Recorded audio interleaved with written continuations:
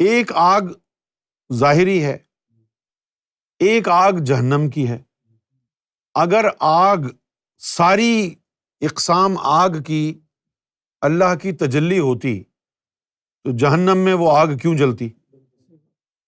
دیکھنے میں نار سے بھی شعلہ نکلتا ہے اور دیکھنے میں نور سے بھی شعلہ نکلتا ہے۔ کبھی کہنے والا انا الحق کہتا ہے اور وہ اللہ کا مقرب ہوتا ہے، اور کبھی انا الحق کا نعرہ لگانے والا فرعون بن جاتا ہے۔ بات ہے حقیقت کی۔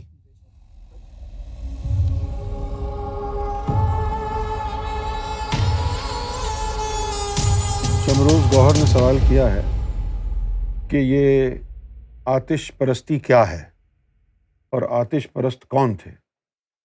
لوگ یہ کہتے ہیں کہ آتش پرست جو ہیں وہ آگ کی عبادت کرتے ہیں، پوجا کرتے ہیں، جبکہ آتش پرستوں کا کہنا ہے کہ آگ کو وہ ایک تمثیل سمجھتے ہیں، ایک پیور سمبل آف گاڈ، اور وہ آگ کی پرستش نہیں کرتے۔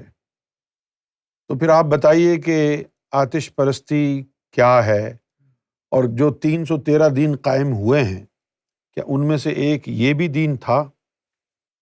کچھ حقیقتیں جزوی طور پر اپنا لی جاتی ہیں اور وہ حقیقت کا مغز جو ہے وہ ان حقیقتوں سے غیر حاضر ہوتا ہے۔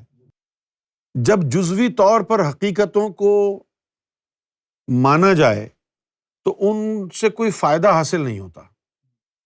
ایک آگ ظاہری ہے، ایک آگ جہنم کی ہے۔ اگر آگ ساری اقسام آگ کی اللہ کی تجلی ہوتی تو جہنم میں وہ آگ کیوں جلتی؟ دیکھنے میں نار سے بھی شعلہ نکلتا ہے اور دیکھنے میں نور سے بھی شعلہ نکلتا ہے۔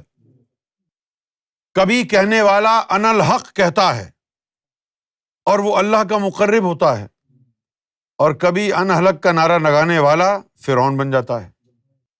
بات ہے حقیقت کی۔ موسیٰ علیہ الصلوۃ والسلام کو جو آگ نظر آئی تھی وہ بظاہر آگ تھی، لیکن وہ رحمان کی تجلی تھی، لگتی وہ بھی آگ ہے، اور ایک آگ وہ ہے جو جہنم میں جل رہی ہے۔ تو بات آگ پر موقوف نہیں ہے، بات اس پر موقوف ہے کہ یہ آگ کس کا پرچھایا ہے اور یہ آگ کس کا پرتو ہے۔ اگر یہ تجلی سے آگ نکلی ہے تو پھر یہ معتبر ہے، معزز ہے، اور اگر یہ آگ تجلی سے نہیں نار سے نکلی ہے تو پھر یہ معزز نہیں ہے۔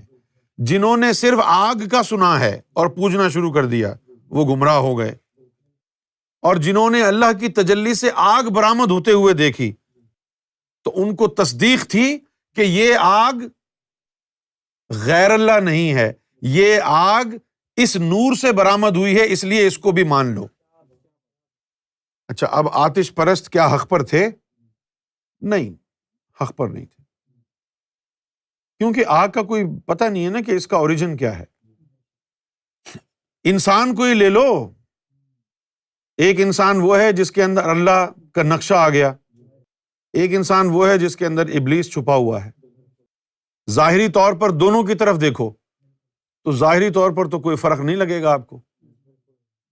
اگر آپ کو صرف یہ پتہ چلے کہ انسان رب کا خلیفہ ہے تو کسی بھی انسان کو آپ معزز سمجھنا شروع کر دیں، ہو سکتا ہے کہ جس انسان کو آپ نے معزز سمجھا ہو اس کے اندر شیطان ہو۔ تو جب انسان کا پتہ نہیں چلتا کہ اس کے اندر کون ہے تو پھر آگ کی کسوٹی کیا ہوگی کہ یہ اللہ کی طرف سے آئی ہے یا یہ ابلیس کی نار ہے؟ ضروری ہے کہ اس کی جو ہے پہچان ہو پہلے۔ اگر اللہ کی تجلی سے وہ نکلا ہے شعلہ تو پھر وہ قابل تعظیم ہے، اور اگر وہ نار سے نکلا ہے تو پھر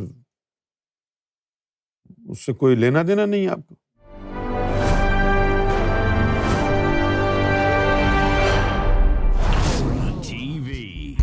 bringing light, love, and peace in your life.